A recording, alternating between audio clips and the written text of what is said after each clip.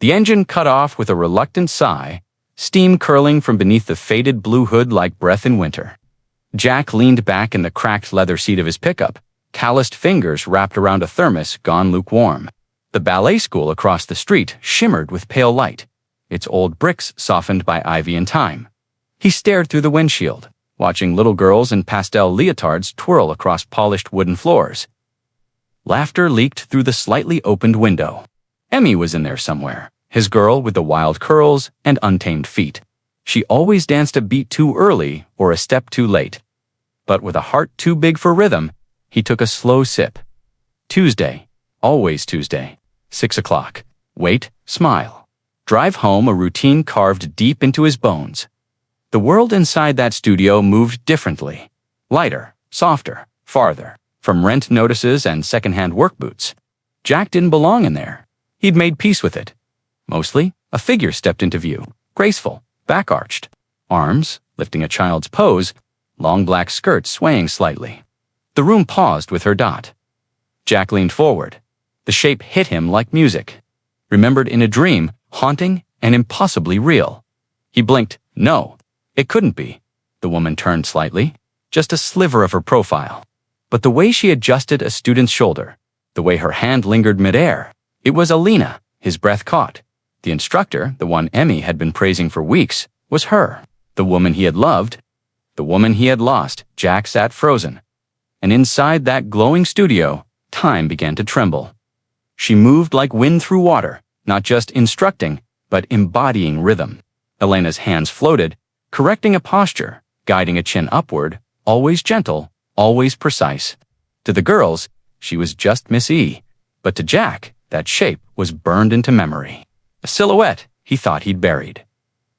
Outside, behind the glare of the windshield, Jack didn't move. His fingers gripped the steering wheel as if afraid the moment would vanish if he blinked. Alina. The name echoed like a half-remembered verse. The last time he'd said it, her face was wet with tears, and the front door was open behind her, inside the studio. Alina bent to speak to a young girl in a pink tutu, Emmy. Their daughter, hers and his, though Emmy didn't know the full truth. Not yet.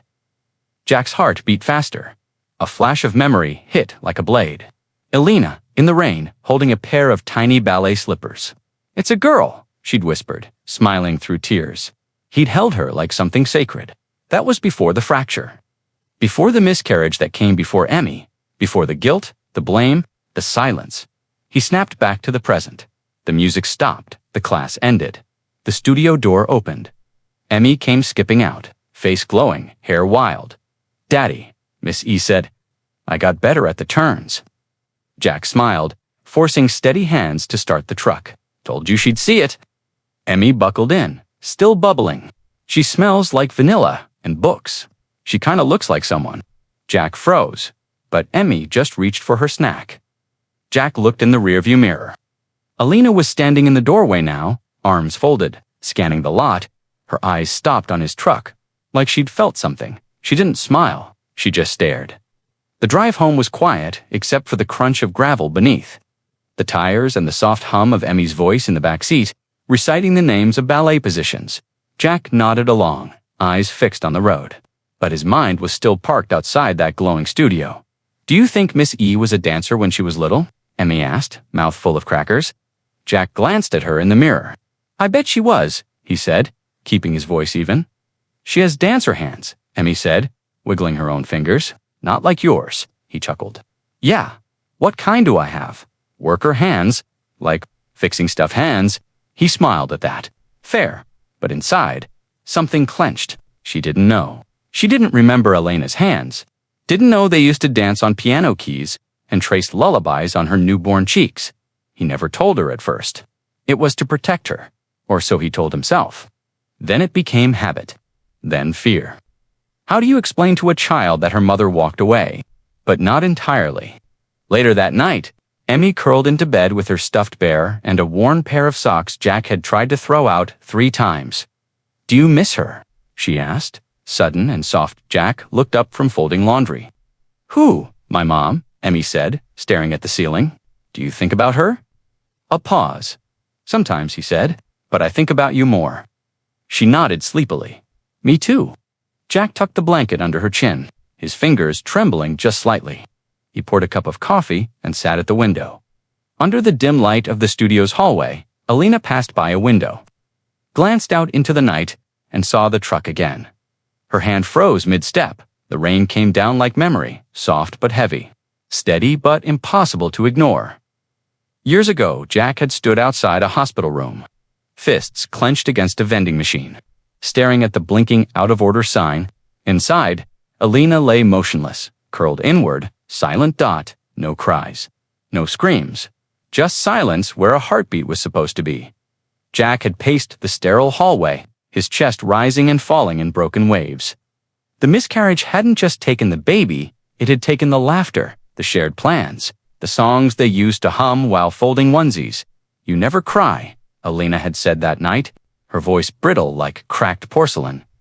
"I have to hold it together for you," Jack had whispered. Standing by the doorway, "No," she said, "you're holding it together for yourself." He hadn't answered, and when she finally stood in the kitchen days later, suitcase open, ballet shoes tied to the handle, Jack didn't stop her. He just watched, silent, unmoving. Back in the present, Jack sat alone in the truck, the thermos untouched beside him. He could still see the hospital hallway in his mind, the white walls, the ghost of what could have been. Inside the studio, Alina moved through the dance floor, correcting a student's posture, but her eyes darted toward the window. She felt him there again. That night, she stood alone in the studio's office, staring at Emmy's name on the attendance list. His last name, she bit her lip, pulse rising. Then she grabbed her coat and stormed outside. The lot was empty. He was already gone, but not far, fate. However, didn't care about timing, only impact, because tomorrow, they would collide again, and neither would be ready. The next evening, the sky blushed gold and ash as the sun began to fall behind the ballet studio. Jack parked in his usual spot, engine idling. The radio, low but crackling, he didn't notice the front door open until it slammed shut with purpose. Alina, she walked toward the truck like a storm held inside silk. Her coat billowed behind her, her jaw set. Jack stepped out before she could knock. "You knew," she said, voice sharp but breaking underneath. "You knew I was teaching her." "I didn't, not until last week." "You didn't think that was something I should have known?" "I didn't know how to tell you," she laughed bitterly. "That's always been your problem, hasn't it? You don't talk, Jack. You wait until things fall apart." He looked down. "She doesn't know." That stopped her. "What?" "She doesn't know you're her mother." Elena's face drained. "All these weeks she's been in my class and you let me be a stranger to her. She knows someone left. She doesn't know it was you. You let her grow up thinking I abandoned her." "You did," he said, quieter now. "Maybe not the way you meant to, but you did." The air between them cracked. Alina stepped back, shaking. "I want to talk to her." "No, you don't get to decide. I have to. She's not ready." "No, Jack, you're not." From inside the studio, Emmy's laughter spilled out through an open window. Both turned toward the sound, and in that moment, Elena's eyes shimmered not just with anger, but something older. Sadder. Jack opened the truck door. "She's stronger than you think," Elena said coldly. Then she walked away, heels echoing across the pavement. And Jack, he stayed frozen, holding her name in his mouth like a wound that never closed. The diner was nearly empty, just the clink of coffee cups and the low hum of a fan that had seen better years. Jack sat in a booth across from Tom, his oldest friend, sleeves rolled and face worn from welding, and too many broken promises. "She showed up," Jack said. Stirring a sugar packet into his coffee, though he wouldn't drink it, Tom raised an eyebrow. "Elena?" Jack nodded. "And she wants to talk to Emmy." Tom leaned back, crossing his arms. "She knows she's the mom. She knows now." Jack exhaled hard, palms flat on the Formica table. "What the hell am I supposed to do, man?" Tom didn't answer right away. "You ever think maybe Emmy deserves to know?" he finally said. "I know," Jack whispered. "But how do I tell her the woman who teaches her to dance is the same woman who left before she said her first word?" Tom looked at him gently. You show her. Bit by bit, truth has legs, brother. It catches up." Later that night, Jack stood at the kitchen counter, staring at a blank page. He had tried letters before to Alina, to Amy, to himself. None ever made it to the envelope. He folded the paper anyway in Emmy's ballet bag. Tucked between her slippers and water bottle, he found something new, a note written in unfamiliar, graceful script. You're stronger than you know. No name, no signature, just a voice from the past. Now, speaking to the future, Jack turned the paper over in his hand. She'd gotten to her? Not directly, not loudly, but like always. Alina had slipped through the silence. Upstairs, Emmy twirled in her room, barefoot and laughing. And Jack suddenly feared the question he couldn't avoid much longer. The studio mirror stretched wall to wall, a river of reflections. Emmy stared at herself, mid-pirouette, arms flailing slightly. She stopped, breathing hard. Reset, Alina said gently behind her. Find the music inside you. Emmy nodded, but something shifted in her eyes, distracted, distant. She turned to the mirror again, not looking at herself this time. But behind, Miss E. Yes, sweetie. Do you have kids? Alina paused. The room went still. No, she said too quickly. Emmy nodded, unconvinced. You just feel like someone's mom. Later that night, Jack washed dishes, hands wet and raw from soap and thought. Emmy sat at the kitchen table, flipping through an old photo album Jack had left out by accident. Dad. Yeah. Do you think my mom watches me dance? Jack froze. He turned slowly, drying his hands on a towel. Why do you ask? Emmy shrugged, tracing her finger over a faded photo. Sometimes I feel like someone's there, like, I don't know, a ghost. Jack knelt beside her. She's not a ghost. Then where is she? His throat tightened. It's complicated. She liked dancing too, right? Emmy asked, eyes wide. He nodded slowly. She did. She left because she didn't love me. No, Jack said firmly. She left because she didn't know how to stay. The words landed between them, soft as thunder. That night, Emmy placed the mysterious note back in her ballet bag, smoothing the edges carefully. You're stronger than you know. She stared into her bedroom mirror, turning once, then again, arms steady, chin up, in the reflection. She imagined someone watching from the doorway, not judging. There, watching her become, it had rained on the night he proposed. Not the soft kind, not drizzle or mist, but full. Heavy rain that turned sidewalks into rivers and made streetlights shimmer like halos. Alina had stepped out of the theater barefoot, heels in hand, soaked from crown to sole. Her long dress clung to her, twisting like smoke around her legs. Jack stood across the street, holding a cheap bouquet in a grocery bag and a trembling velvet box in his jacket pocket. She didn't see him yet. She was spinning right there on the pavement. Under the buzzing neon sign, she danced arms out, eyes closed, laughing as thunder rolled in applause. Hair wild, movements free. She didn't care who saw. Didn't care. She was drenched. She danced because her body needed to, like her skin remembered, joy, and couldn't help but move. Jack couldn't breathe. He'd always loved her when she was quiet, when she read poetry aloud or hummed lullabies into their shared silence. But that night, he loved her loud. When she saw him, she didn't stop dancing. She only reached for his hand, pulled him into the downpour, and whispered, If you're gonna love me, Jack, love me like the storm does. He dropped to one knee on the wet concrete. No speech, no drama, just the ring. And she said yes. Back in the present, Jack stood outside the studio window, watching Emmy twirl alone after class. Her curls spun like Elena's once did. Her smile curved the same way. She danced a little too fast, her arms a little too wide, but her heart was full. Jack swallowed hard. He wasn't just raising a daughter, he was watching a memory come back to life, and it had Elena's name all over it. It happened without planning, without warning, without breath. Class had ended, and the girls had scattered like leaves in the wind. Emmy stayed behind, stretching by the mirror. Humming to herself the same melody Alina used to sing in lullabies long ago, Alina sat on the edge of the windowsill, watching quietly. You always stay late, she said softly. Emmy smiled. It's quiet then. The music feels bigger. Alina hesitated. You remind me of someone who... My daughter? Emmy blinked. You have a daughter. I did, Alina said, voice low. I do. Where is she? Alina stared at the floor, her hands clenched. Right here, silence. Emmy tilted her head. Confused, Elena's eyes shimmered. "It's you, Emmy." Emmy stood still. "I'm your mother." The words shattered the room.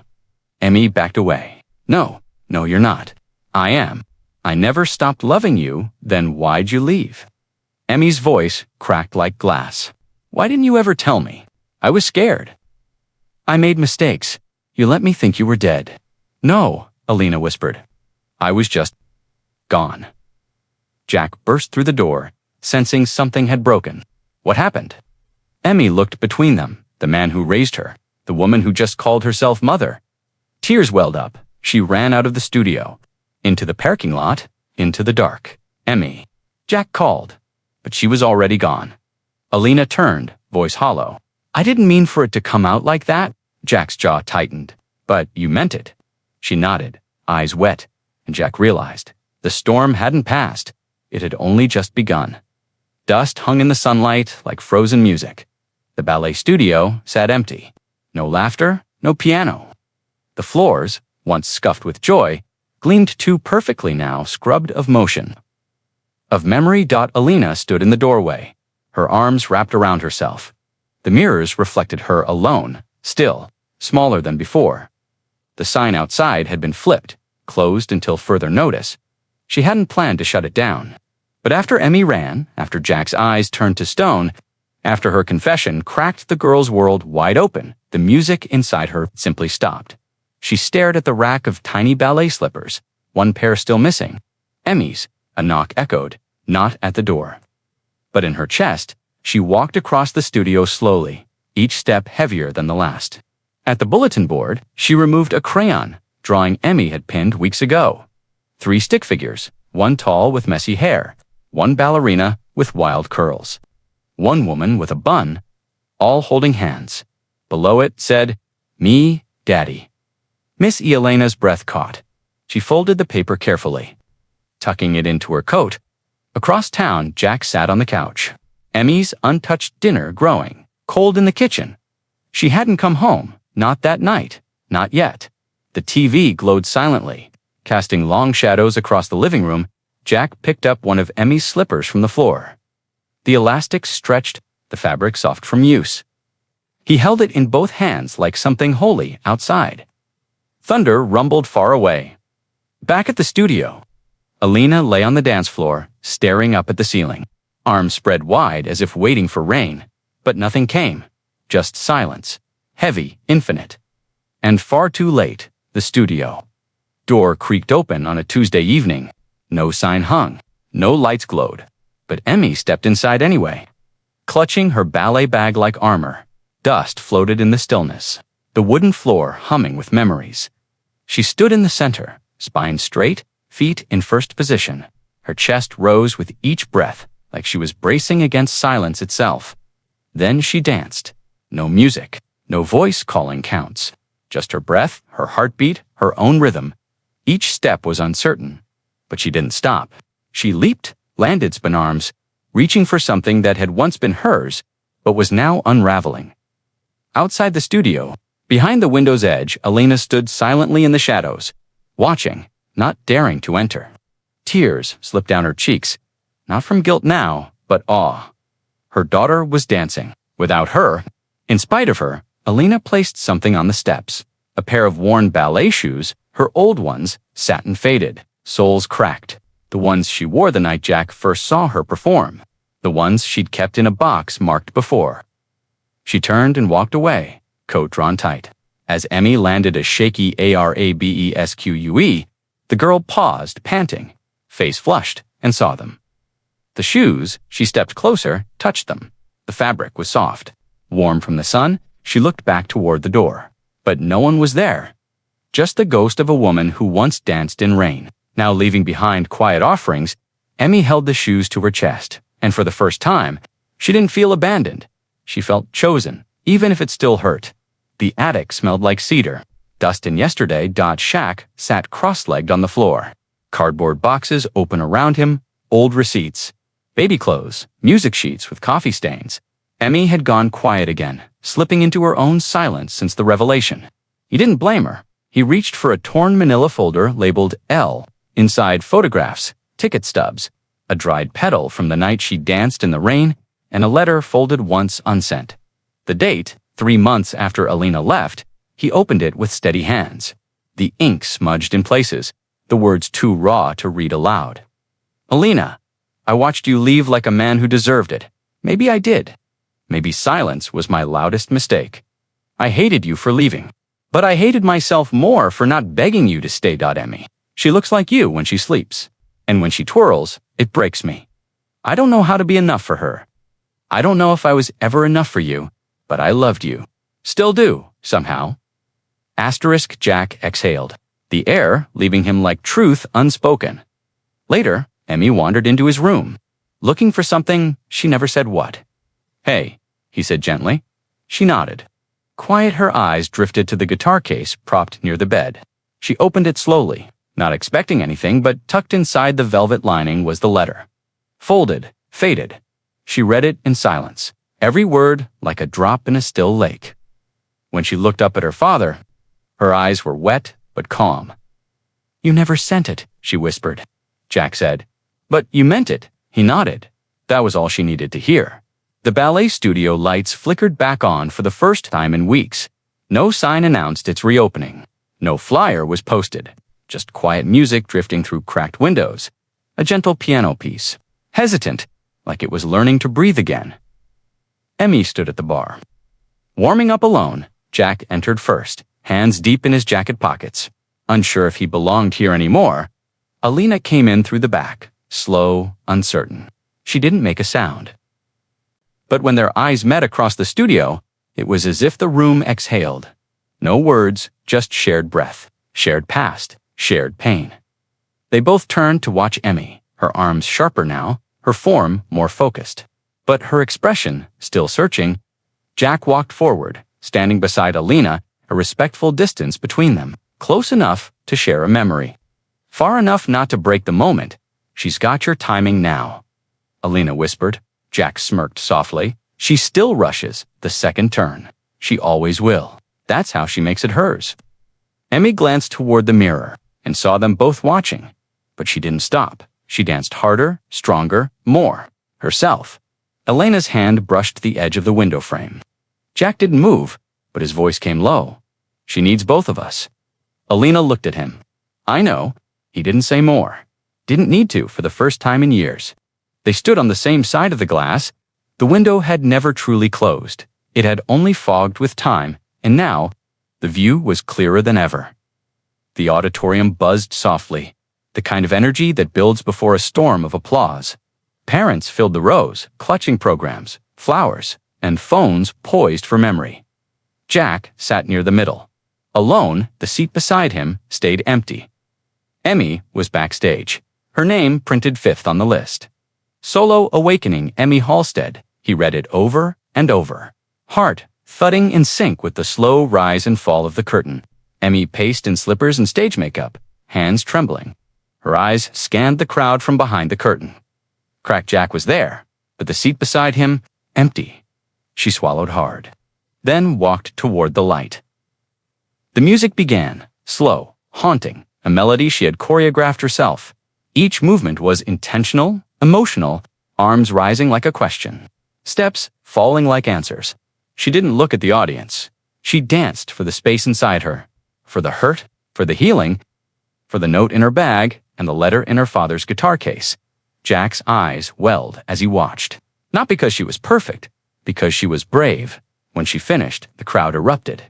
She bowed, then looked again to that empty seat. Still nothing, until a shadow backstage. Parted curtains. A hand over a mouth. Alina. Tears streaked her cheeks as she clutched the stage wall. Emmy froze. Then took a breath. Just one. Their eyes met. And in that second, Emmy saw everything. Regret, love. And a mother who came. After all, the crowd filtered out, trailing laughter and bouquets. The lights dimmed to a soft golden hush. Emmy sat alone on the edge of the stage, swinging her feet, still in her ballet shoes. Her bun had started to loosen, wild curls beginning to escape. Alina approached from the wings, footsteps careful, eyes watching her daughter like a painting she was afraid to touch. I didn't clap, she said softly. Emmy didn't turn. I was afraid it would ruin it. The moment I knew you were there, Emmy whispered. A pause. I didn't know if you wanted me to be, Alina said. Emmy looked at her, eyes still uncertain. I didn't want you to say anything, she said. I just wanted you to stay. I will, Alina replied. The words weren't perfect, but they landed. Emmy stood slowly and walked forward, not quickly. Not in a run, but with the same grace she used to exit a performance. She reached Alina and hugged her, small arms wrapped tight around a woman who used to be a stranger in the mirror, now real. Trembling present, Alina closed her eyes, resting her cheek on Emmy's crown. Across the hall, Jack stood at the far edge of the doorway, watching silently. His hands hung at his sides, but his chest was full. Alina looked up. Locking eyes with him across the darkened auditorium, she smiled through her tears. We still have time, she mouthed. Jack nodded. Not everything lost stays gone. Sometimes, it waits quietly, patiently, for the music to begin again. Sunlight spilled through the tall windows, painting soft gold across the wooden floor. The studio smelled of fresh varnish and hope. The sign out front now read, M&E Dance Studio. Inside, laughter echoed. Tiny feet padded across the floor. New faces, new dreams. And at the center stood Emmy, hair pinned in a perfect bun. Posture proud, her voice calm but full of joy. From the top, she called to her little students. Let the music carry you, not just your body, your heart, too. In the back corner, Jack adjusted a light fixture. No thermos, no waiting in silence. He belonged here now, not outside the glass. But within the music, Alina stood near the mirror, hands behind her back. Watching Emmy lead, she's better than I ever was, she whispered. She's both of us, Jack said. Walking up beside her, they stood in quiet peace, the kind that comes not from forgetting, but from forgiveness. Emmy glanced over her shoulder, just once, to make sure they were both still there. They were later. The students filed out, parents chatting. The room glowing with new beginnings. Emmy stayed behind. Dancing alone, barefoot. Jack dimmed the lights. Alina turned on the music, the old piano track, the one Alina used to dance to in the rain. Emmy twirled in the fading light, her silhouette spinning slowly in the mirror. The studio was whole again, not because it was rebuilt with wood and glass, but because 3 broken hearts had learned how to move again together. The camera pulled back through the window. Into the quiet street. Inside, she twirled, and her parents watched, not waiting anymore, but living as the music played on.